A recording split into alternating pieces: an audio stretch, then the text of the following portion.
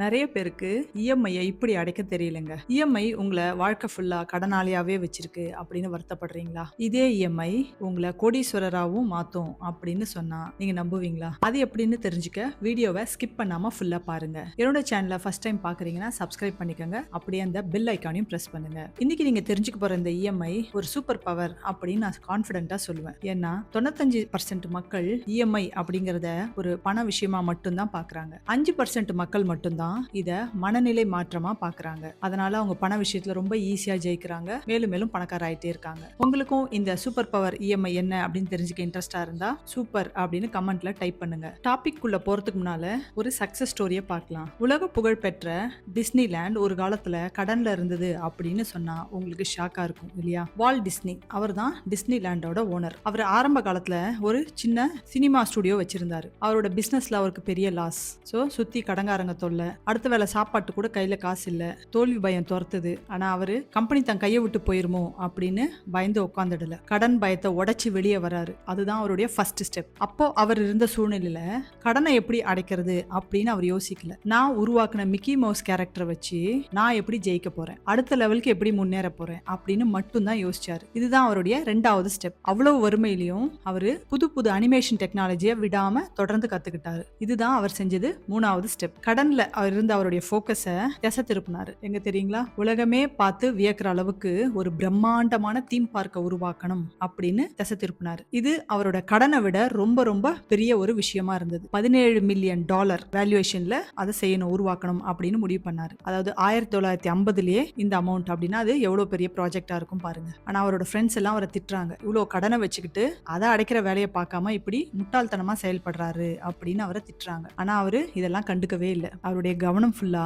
அந்த பெரிய கோல் மேல மட்டுமே இருந்தது. வெற்றிகரமா அந்த டிஸ்னிலேண்ட ஓபன் பண்றாரு. இன்னைக்கு அவரு கடனை எல்லாம் அடைச்சிட்டு ஒரு உலகமே பாக்குற அளவுக்கு ஒரு பிக்கெஸ்ட் பிராண்ட உருவாக்கி இருக்காரு. யோசிச்சு சொல்லுங்க, கடனை பார்த்து பயந்து உட்கார்ந்து இருந்தா இன்னைக்கு டிஸ்னிலேண்ட் அப்படின்னு ஒரு சாம்ராஜ்யம் உருவாயிருக்குமா? நீங்களும் உங்க கடனை பார்த்து, அதாவது உங்களுடைய பேங்க் இஎம்ஐ பார்த்து பயப்படாம இப்ப நான் சொல்ல போற இந்த இஎம்ஐ ஃபார்முலாவை ப்ராப்பரா ஃபாலோ பண்ணீங்கன்னா நிச்சயமா நீங்களும் ஒரு பெரிய பண சாம்ராஜ்யத்தை உருவாக்க முடியும். இப்போ உங்களை கோடீஸ்வரரா மாத்த போற இந்த சூப்பர் பவர் இஎம்ஐ என்னன்னு பார்ப்போம். இஎம்ஐ இதுல உள்ள எதை ரெஃபர் பண்ணுது அப்படின்னா எலிமினேட் யுவர் எமோஷனல் பிளாக்ஸ். அதாவது பணத்தை பத்தின உங்களுடைய பயம், கவலை, குற்ற உணர்வு, ஸ்ட்ரெஸ் இது போன்ற உணர்ச்சி ரீதியான தடைகளை நீங்க வேரோட பிடுங்கி தூக்கி வீசணும். இதுதான் உங்களுடைய ஃபர்ஸ்ட் ஸ்டெப். இது போல தேவையில்லாத நெகட்டிவ் எண்ணங்கள், உணர்வுகள் இதெல்லாம் மனசை விட்டு, அதாவது நம்மளுடைய ஆழ் மனசை விட்டு வெளியேற்ற பயிற்சி தான் ஹீலிங். இதை என்னுடைய லைவ் செஷன்ல நான் டெய்லி சொல்லி கொடுத்துட்டு இருக்கேன். நான் Padmavathi, money mind set coach, business ஓனர்ஸ்க்கு மைண்ட் செட் கோச்சிங் கொடுத்துட்டு இருக்கேன். மணி மாஸ்டரி அப்படிங்கிற என்னுடைய கோச்சிங் மெத்தட்ல நீங்க ஜாயின் பண்றது மூலியமா உங்களுடைய பண அடையாளத்தையும் பணம் சம்பாதிக்கவும் அதை சரியா சேமிக்கிறதுக்கும் தேவையான மனநிலையும் நீங்க கத்துக்க முடியும். இதனால உங்களுடைய கடனை நீங்க 6 மாசத்துல அடைக்கலாம். உங்களுடைய அடுத்த 5 வருஷத்தோட பினான்சியல் கோலை நீங்க ஒரே வருஷத்துல அடைய முடியும். இதுக்கு ஸ்கிரீன்ல தெரியுற இந்த நம்பருக்கு ஜாயின் ஒரு வாட்ஸ்அப் மெசேஜ் அனுப்புங்க. ஹீலிங் செய்யணும்னா அதுக்கு ஃபர்ஸ்ட் நீங்க பணம் ரிலேட்டடா உங்களுக்கு என்ன பயம் இருக்கு, ஸ்ட்ரெஸ் இருக்கு, கவலை இருக்கு அப்படின்னு ஒரு நோட் எடுத்து நீங்க எழுதணும். ஏன்னா இப்படி எழுதும்போது தான் இது போன்ற நெகட்டிவ் விஷயங்கள்லாம் எத்தனை இருக்கு அப்படின்னு உங்களுக்கே தெரிய வரும். என்னோட ஹீலிங் செஷன், லைவ் செஷன்ல இதுதான் ஃபர்ஸ்ட் ஹோம்வொர்க். இதை வச்சு தான் என்னோட அடுத்தடுத்த செஷன்ல அவங்களுக்கு ஹீலிங் கொடுக்க முடியும். இப்போ உங்களை பண ரிலேட்டடா உங்களுக்கு உள்ள பிரச்சனைகள்லாம் எழுதுங்க அப்படின்னு சொன்னா நீங்க என்னெல்லாம் எழுதுவீங்க? இந்த வண்டி கடன், வீட்டு இஎம்ஐ இதெல்லாம் நான் சரியா கட்டலனா இதெல்லாம் என் கை விட்டு போயிருமோ அப்படின்னு சிலர் எழுதுவாங்க. சிலர் நான் லாங் டேர்ம் இஎம்ஐ போட்டேன், எனக்கு வேலை போயிடுச்சுன்னா நான் எப்படி கட்டுவேன்னு எனக்கு ரொம்ப கவலையா இருக்கு அப்படின்னு எழுதுவாங்க. சிலர் பிசினஸ் பண்றவங்களுக்கு பிசினஸ்ல ஒரு அமௌண்ட் வந்த உடனே இஎம்ஐக்கே எல்லா பணமும் போயிருது, இந்த பணத்தை பார்த்தாலே எரிச்சலும் கோவமா வருது அப்படின்னு சிலர் எழுதுவாங்க. ஸோ ஒவ்வொருத்தரும் வேற வேற விதமான கோவமோ இல்ல டென்ஷன், பதட்டம் இது எல்லாமே ஒவ்வொருத்தருக்குமே மாறுபடும். அதனாலதான் எல்லாரையும் நோட்ல எழுத சொல்றது. இப்படி அவங்க எழுதியிருக்கிற ஒவ்வொரு நெகட்டிவ் எமோஷன்ஸ்க்கும் தகுந்தாற் போல சிலதுக்கு இஎஃப்டி நல்லா ஒர்க் அவுட் ஆகும். சில விஷயத்துக்கு அட்வான்ஸ்டு ஹோப்போனோபோனோ சொல்லி கொடுப்பேன். லெட்டிங் கோன்னு ஒரு டெக்னிக் இருக்கு. ஸோ அந்த பிரச்சனைக்கு எது ஒர்க் அவுட் ஆகுமோ அது போன்ற ஹீலிங் டெக்னிக்ஸை என்னோட லைவ் செஷன்ல நான் சொல்லி கொடுத்து அவங்களையே லைவா செய்ய வைப்பேன். இதோட ரிசல்ட்டை பார்க்க நீங்க 6 மாசமோ 1 வருஷமோலாம் வெயிட் பண்ண தேவையில்லைங்க. ஜஸ்ட் ஒரே மாசத்துல உங்களுடைய ஸ்ட்ரெஸ், ஆங்ஸைட்டி எல்லாம் குறைஞ்சி நீங்க ரொம்ப நார்மலா ரிலாக்ஸ்டா ஃபீல் பண்ணுவீங்க. நீங்க ஃபர்ஸ்ட் டே ஹீலிங் அட்டன் பண்ணீங்க அன்னைக்கு நைட்டே உங்களுக்கு ரொம்ப ஆழ்ந்த தூக்கம் இருக்கும். ஏன்னா ஸ்ட்ரெஸ் ரிலீஸ் ஆகிறதுனால நல்லா தூக்கம் வரும். உண்மையை சொல்லணும்னா நான் ஹீலிங் சொல்லி கொடுத்துட்டு இருக்கும் போதே பல பேருக்கு அப்பவே தூக்கம் வரும். இதை என்னோட செஷன்ல ஒவ்வொருத்தரும் ஃபீல் பண்ணுவாங்க. என்னோட ஃபேமிலி ஃப்ரெண்ட் ஒருத்தருக்கு ஹீலிங் கொடுத்த எக்ஸ்பீரியன்ஸ் தான் எனக்கு ஞாபகம் வருது. அவங்க ஐடி ஃபீல்ட்ல ஒரு நல்ல பொசிஷன் பொசிஷன்ல இருக்காங்க. ஸோ ஒர்க் ப்ரெஷர் ரொம்ப ஜாஸ்தி. இதனால அவங்களுக்கு டிப்ரெஷன். ஸோ டாக்டரை கன்சல்ட் பண்ணதுல அவங்க 6 மாசம் ஸ்லீப்பிங் டோஸ் எடுக்கணும் அப்படின்னு சஜஸ்ட் பண்ணாங்க. 1 மாசம் எடுத்ததுக்கு அப்புறம் தான் என்னோட ஹீலிங் செஷனுக்கு வந்தாங்க. நான் என்ன நினைச்சேன் அப்படின்னா, இவங்களுக்கு ஆல்ரெடி பயங்கர டிப்ரெஷன்ல இருக்காங்க. வழக்கமா என்னோட ஹீலிங் செஷன் அட்டெண்ட் பண்றவங்க முதல் அன்னைக்கே நல்லா தூக்கம் வரும். இவங்களுக்கு அப்படி இருக்க வாய்ப்பே இல்ல. எப்படியும் 1 மாசம் 2 மாசம் கழிச்சு தான் அந்த மாதிரி இவங்ககிட்ட சிம்டம் நான் பார்க்க முடியும் அப்படின்னு நினைச்சேன். ஆனா எனக்கே ஷாக்கா இருந்தது. அவங்க ஹீலிங் அட்டெண்ட் பண்ண அன்னைக்கு ஃபர்ஸ்ட் டே ஃபர்ஸ்ட் செஷன்ல அவங்களுக்கு வழக்கமான அதே தூக்கம் வந்தது. கண்ணுல இருந்து தண்ணியா ஊத்துது. கண்ணை தொடச்சிட்டே செய்றாங்க, கொட்டாவியா விடுறாங்க. ஸோ எனக்கே உண்மையிலே இது ஷாக்கா தான் இருந்தது. அப்புறம் ஹீலிங் செஞ்சுட்டு முடிச்ச உடனே சொன்னேன், நல்லா உங்களுக்கு தூக்கம் வருது, நீங்க ஸ்லீப்பிங் டேப்லெட் எடுக்க வேண்டாம், படுத்து தூங்குங்க அப்படியே அப்படின்னு சொன்னேன். 1 வாரம் ரெகுலரா ஹீலிங் கொடுத்தேன். அதுக்கப்புறம் கேட்டேன், இப்போ எப்படி இருக்கு, டேப்லெட் எடுக்கிறீங்களா அப்படின்னு கேட்டேன். அவங்க ஹஸ்பண்ட் எடுக்க சொன்னாங்க.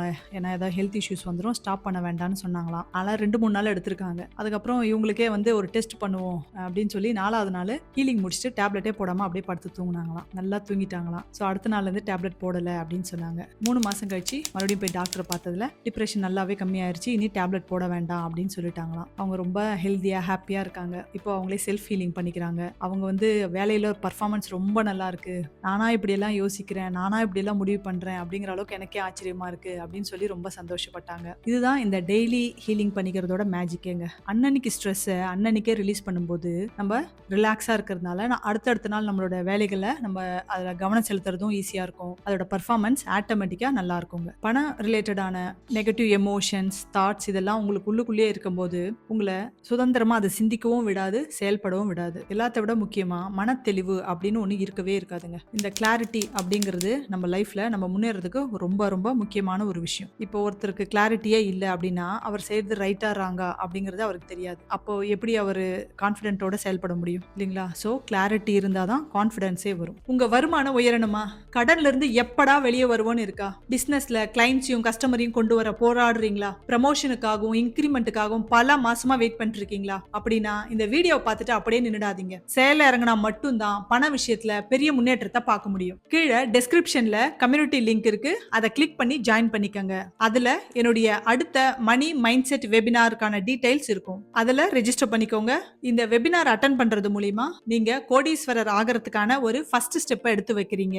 இவ்வளவு இம்பார்ட்டன்டான இந்த கிளாரிட்டி உங்களுக்கு வரணும்னா, கான்ஃபிடென்ட்டோட ஒரு செயலை செய்யணும் அப்படின்னா உங்களை நீங்க நிச்சயமா ஹீல் பண்ணிக்கணும். இதுதான் மணி மேனிஃபெஸ்டேஷன்லயே ஃபர்ஸ்ட் ஸ்டெப். பல பேர் லா ஆஃப் அட்ராக்ஷன் ஃபாலோ பண்றாங்க. இந்த லா ஆஃப் ஹீலிங்கை ஃபாலோ பண்ணாம லா ஆஃப் அட்ராக்ஷன் உங்களுக்கு ஒர்க் அவுட்டே ஆகாது. அதனால தான் பல பேர் அஃபர்மேஷன் சொல்றோம், விஷுவலைசேஷன் பண்றோம், ஆனா பண விஷயத்துல மட்டும் எந்த இம்ப்ரூவ்மெண்ட்டும் இல்லை அப்படின்னு சொல்றாங்க. அதோட ரீசன் இதுதான். நானுமே இந்த அஃபர்மேஷன் சொல்றது, ஜேர்னலிங் எழுதுறது இதெல்லாம் 7 வருஷம் செஞ்சிருக்கேன். ஹீலிங் அப்படிங்கிற ஒரு விஷயம் இருக்குன்னே எனக்கு தெரியாது. இந்த ஹீலிங் செஞ்ச பிறகுதான் என்னோட ஃபினான்ஷியல் லைஃப்ல பெரிய முன்னேற்றம் வந்தது. சோஷியல் மீடியாலாம் சக்சஸ் பீப்புளோட இன்டர்வியூஸ் பார்த்துருப்பீங்க. அவங்க என்ன சொல்லுவாங்க அப்படின்னா, பணக்காரர் ஆகணும்னா ரொம்ப ரொம்ப கஷ்டப்பட்டு உழைக்கணும், ராத்திரி பகலா உழைக்கணும், அப்பதான் எங்களை போல 60 வயசு 70 வயசுல பணக்காரர் ஆகலாம் அப்படின்னு சொல்லுவாங்க. ஆனா இந்த ஹீலிங் அப்படிங்கிற இந்த ஒரு விஷயத்த நீங்க ப்ராப்பரா கத்துக்கிட்டு டெய்லி செய்யும் போது உங்களுக்கு டைமும் வேஸ்ட் ஆகாது, உங்களுடைய எனர்ஜியும் வேஸ்ட் ஆகாது. அதாவது பிசிக்கல் எனர்ஜியும் சரி, உங்களுடைய மென்டல் எனர்ஜியும் ட்ரெயின் ஆகாது. இன்னைக்குள்ள ஃபாஸ்ட் லைஃப்ல எல்லாமே ஃபாஸ்டா நடக்கணும் தான் நம்ம ஆசைப்படுறோம் இல்லைங்களா?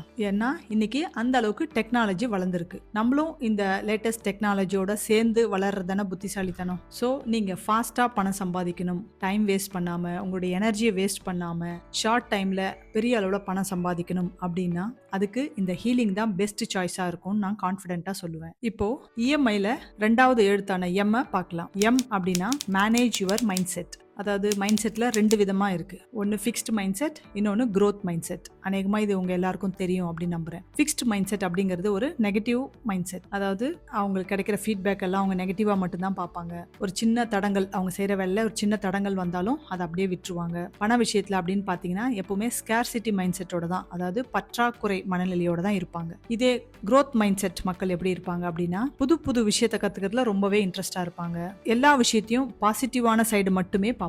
பண விஷயத்துல அப்படின்னு பாத்தீங்கன்னா அபண்டன்ஸ் மைண்ட் செட்டோட இருப்பாங்க. மேனேஜ் யுவர் மைண்ட் செட் அப்படின்னா நெகட்டிவ் மைண்ட் செட்டான ஃபிக்ஸ்ட் மைண்ட் செட்ல இருந்து மாறி பாசிட்டிவ் மைண்ட் செட்டான க்ரோத் மைண்ட் செட்டை வளர்த்துக்கிறது. இதுதான் 2வது ஸ்டெப். இதை சப்கான்ஷியஸ் ரீப்ரோகிராமிங் ஆர் சப்கான்ஷியஸ் ரீஇன்ஸ்டாலிங் அப்படின்னு சொல்லுவோம். இதுல பல ஃபேண்டாஸ்டிக் டூல்ஸ் இருக்கு. உங்களுக்கு நல்லா தெரிஞ்ச அஃபர்மேஷன், விசுவலைசேஷன், ஜேர்னலிங், அப்புறம் NLP special, belief transfer, scientific மெத்தடான NLP மைண்ட் செட்ல மட்டுமே பல பவர்ஃபுல் டூல்ஸ் இருக்கு. இதையெல்லாம் நீங்க என்னுடைய மணி மாஸ்டரி அப்படிங்கிற கோச்சிங் கிளாஸ்ல ஜாயின் பண்றது மூலியமா டெய்லி லைவா கத்துக்கலாம். என்னோட செஷன்ல நான் ஃபர்ஸ்ட் ஹீலிங் முடிச்சதுக்கு அப்புறம் தான் ரீஇன்ஸ்டாலிங் சொல்லி கொடுப்பேன். ஏன்னா இந்த ஆர்டர்ல ப்ராப்பரா செய்யும் போது மட்டும்தான் நம்ம எதிர்பார்க்கிற ரிசல்ட் ரொம்ப ஈஸியா ஷார்ட் டைம்ல கிடைக்கும். இப்போ இஎம்ஐல உள்ள 3வது எழுத்தான ஐ, இன்வெஸ்ட் இன் யுவர் செல்ஃப். அதாவது உங்க மேல நீங்க இன்வெஸ்ட் பண்ணிக்கிறது. அப்படின்னா உங்க அறிவை வளர்த்துக்க, புது திறமையை கத்துக்க நீங்க யூஸ் பண்ற பணம், அதுதான் இன்வெஸ்ட் இன் யுவர் செல்ஃப். இந்த இன்வெஸ்ட்மெண்ட் தான் உலகத்திலேயே ரொம்ப ரொம்ப அதிகமான ROI கொடுக்குற இன்வெஸ்ட்மெண்ட்டா இருக்கும். ROI அப்படின்னா ரிட்டர்ன் ஆன் இன்வெஸ்ட்மெண்ட். அதாவது ஏதோ ஒரு விஷயத்துல நீங்க ஒரு 1 லட்ச ரூபாய் இன்வெஸ்ட் பண்றீங்க அப்படின்னா அதுல ஒரு 10,000 ரூபாய் உங்களுக்கு ரிட்டர்னா கிடைக்கும், ப்ராஃபிட்டா கிடைக்கும் அப்படின்னா தான் அதுல இன்வெஸ்ட் பண்ணுவோம் இல்லையா? இதுதான் ROI. உங்க மேல நீங்க இன்வெஸ்ட் பண்ணி ஒரு புது கோர்ஸை படிக்கலாம், இல்லாட்டி புது திறமையை வளர்த்துக்கிறதுக்கு, இல்ல என்னுடைய மணி மாஸ்டரி கிளாஸ்ல ஜாயின் பண்ணீங்கன்னா அது கூட உங்களுடைய பண விஷயத்துல நீங்க உங்களை இம்ப்ரூவ் பண்ணிக்கிறதுக்கான ஒரு ஸ்கில்லை வளர்த்துக்கிறீங்க இல்லைங்களா? இப்படி நீங்க செய்யும்போது இதன் மூலியமா உங்களுக்கு 1 லட்சமோ 2 லட்சமோ இல்லைங்க, பல கோடி உங்களுக்கு கிடைக்கும். ஏன்னா உங்க திறமையை வளர்த்துக்கிட்டீங்கன்னா அது உங்களுடைய வாழ்நாள் ஃபுல்லா உங்க கூட இருக்க போகுது இல்லைங்களா? அதனாலதான் இது உலகத்திலே பெஸ்ட் இன்வெஸ்ட்மெண்ட் அப்படின்னு நான் சொல்லுவேன். நீங்க சொல்லுங்க, பேங்க்ல டெபாசிட் பண்ணலாம், இல்லாட்டி கோல்டு வாங்கலாம், ஷேர்ல இன்வெஸ்ட் பண்ணலாம், இடம் வாங்கலாம், இதெல்லாமே இன்வெஸ்ட்மெண்ட் தான். ஆனா இதுல எல்லாம் இன்வெஸ்ட் பண்ணணும்னா நமக்கு பெரிய அமௌண்ட் வேணும் இல்லைங்களா? அண்ட் நம்ம இதோட ரிட்டர்ன்ஸ் வரணும் அப்படின்னா நம்ம ஒரு லாங் டைம் நம்ம வெயிட் பண்ணி ஆகணும். அப்பதான் ஓரளவுக்கு நமக்கு ரிட்டர்ன்ஸ் லாபம் கிடைக்கும். கரெக்ட்டுங்களா? ஆனா உங்க மேல நீங்க இன்வெஸ்ட் பண்ணி ஒரு திறமையை வளர்த்துக்கிறதுக்காக பயன்படுத்துற அந்த பணம் அப்படின்னு பாத்தீங்கன்னா அது ஒரு சின்ன அமௌண்டா தான் இருக்கும்.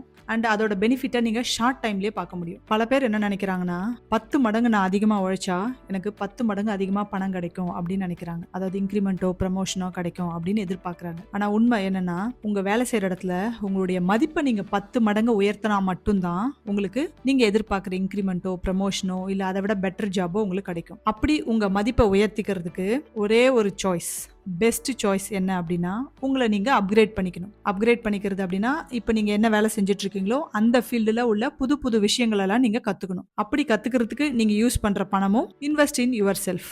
இப்படி நீங்க இன்வெஸ்ட் பண்ற அந்த பணமும் இந்த கேட்டகரியில தான் வரும். அதே போல பண விஷயத்துல உங்களை அப்கிரேட் பண்ணிக்கிறதுக்கு பணம் ரிலேட்டடான மைண்ட் செட்டை வளர்த்துக்கங்க. இது உண்மையிலே ரொம்பவே யூஸ்ஃபுல்லான, ஸ்மார்ட்டான, ப்ராப்பரான ஒரு இன்வெஸ்ட்மெண்ட்டா இருக்கும். இப்போ நீங்க உங்க பேங்க் இஎம்ஐயை அடைக்கிறதுக்கான சூப்பர் ஃபார்முலாவை கத்துக்கிட்டீங்க. இதுக்கு மேலேயும் உங்களுடைய பேங்க் இஎம்ஐயை பார்த்து பயந்து அதுக்கு அடிமையாவே இருக்க போறீங்களா, இல்ல இப்போ கத்துக்கிட்ட இந்த புது ஃபார்முலாவை பயன்படுத்தி கோடீஸ்வரர் ஆக போறீங்களா அப்படிங்கிறது இப்போ உங்க கையில தான் இருக்கு. The choice is yours. ஸ்மார்ட்டா முடிவெடுப்பீங்க அப்படின்னு நம்புறேன். ஏன்னா உங்களுடைய மணி ஸ்டோரியை மாற்றி எழுதுகிற ரைட்ஸும் பவரும் உங்களுக்கு மட்டும்தான் இருக்குது. பணம் ரிலேட்டடான இன்னொரு முக்கியமான வீடியோவை ஃபர்ஸ்ட் கமெண்ட்டில் பின் பண்ணியிருக்கேன். அதை கிளிக் பண்ணி பாருங்கள். நான் உங்களை அங்கே மீட் பண்ணுறேன்.